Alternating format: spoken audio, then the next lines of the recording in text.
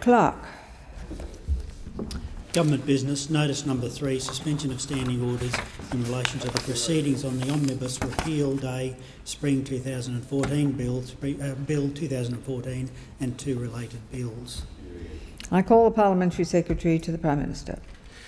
Madam Speaker, on behalf of the Leader of the House, I move the motion relating to the suspension of standing orders for the consideration of bills in the terms in which it appears on the notice paper. Madam Speaker, before I allow the member for Watson to respond, can I say that it is so important today that this Parliament debate and vote upon the Omnibus Bill, the Amending Acts Bill and the Statute Law Revision Bill.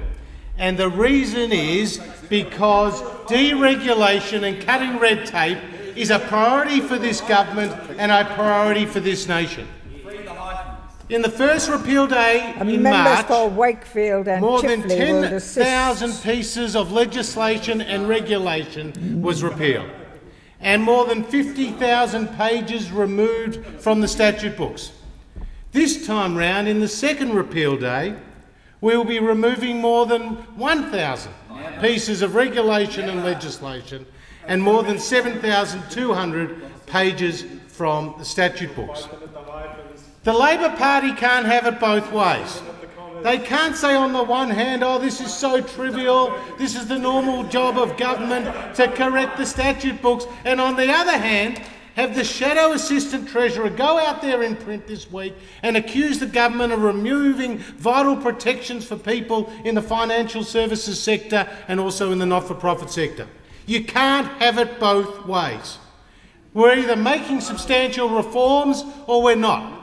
And the reality is, Universities Australia, the Business Council of Australia, the Australian Industry Group, many other groups like ACCI have come out and lauded this government for taking deregulation seriously. They have lauded the $2.1 billion worth of savings that we have announced. They have lauded us for setting up deregulation units within every minister's portfolio. They have said thank you for setting up ministerial advisory committees where we bring in outside expertise and advice to help the ministers understand where the priorities are for deregulation. And we've changed the remuneration KPIs for senior public servants to better align the performance indicators with our priorities and our commitments to cut red tape. And we've set ourselves an annual target of $1 billion a year, a net target, in reducing compliance for families, individuals, small businesses and the not-for-profits of Australia.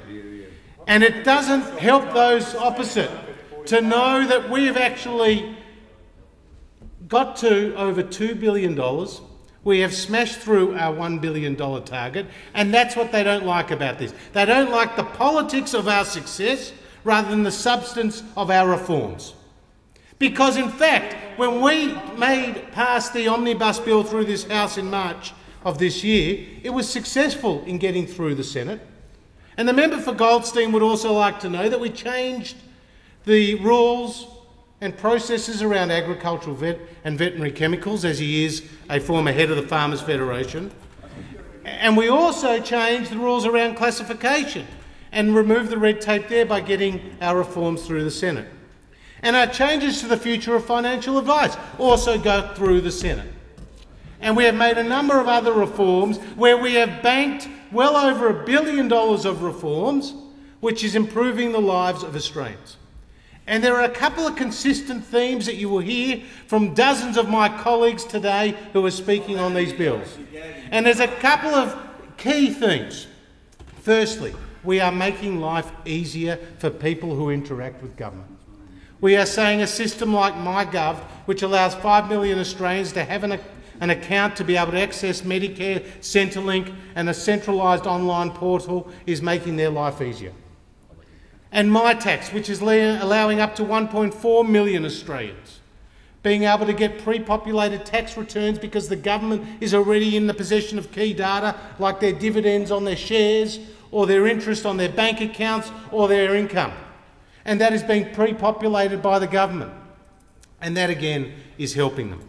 And we're saying to the people of Australia and the builders of Australia, you don't have to be excluded from government contracts when we're building defence housing in small regional and remote communities. You can now participate with changes around the Federal Safety Commissioner accreditation. And we're saying to 32,500 small businesses who don't pay any GST, you no longer have to submit a BAS statement. And we're saying to 430,000 small businesses who pay their GST, submit a BAS statement, that they don't need to go through the PAYG system. These are significant deregulation reforms. And what about our one-stop shops? The member for Watson, who was the former Minister for the Environment, would have loved to got that reform introduced with the support of every state and territory. But the member for Flinders has done that, and he's got the assessment approvals, and now we hope to get the final legislation through the Senate. That's $420 million worth of deregulation. And the member for Goldstein made significant changes to the Export Finance and Insurance Corporation, EFIC, by actually allowing the export of non-capital goods by small and medium enterprises to be able to get this direct support of EFIC rather than have to go through the expensive process of taking a bank guarantee from EFIC and going to fill in forms, paying an extra margin to the banks. It's significant deregulation reforms like that that are helping our exporters, that are helping our employers, and that are helping our small business. And Madam Speaker, I must say I was so proud to be part of a government that released the competitiveness and industry agenda just a couple of weeks ago. And central to that agenda was an important deregulation reform, which meant that systems, products and services that are approved overseas in trusted international jurisdictions can be now accepted into Australia much more readily, with only an extra layer of compliance put on when the regulators themselves can prove there is a very good reason to do so. And we had the head of Cochlear, Chris Roberts, come out and say this is making a tangible difference to not just his business, but to the thousands of people who are suffering hearing defects who benefit from these products. Madam Speaker, this deregulation agenda is the meat and potatoes of this government.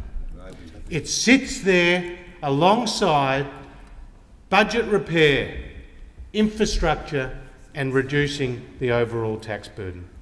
Many of my colleagues in this place are going to make substantial contributions to this House. It deserves to be supported today. We look to the Labor Party to support good reform and not just support their own political interests.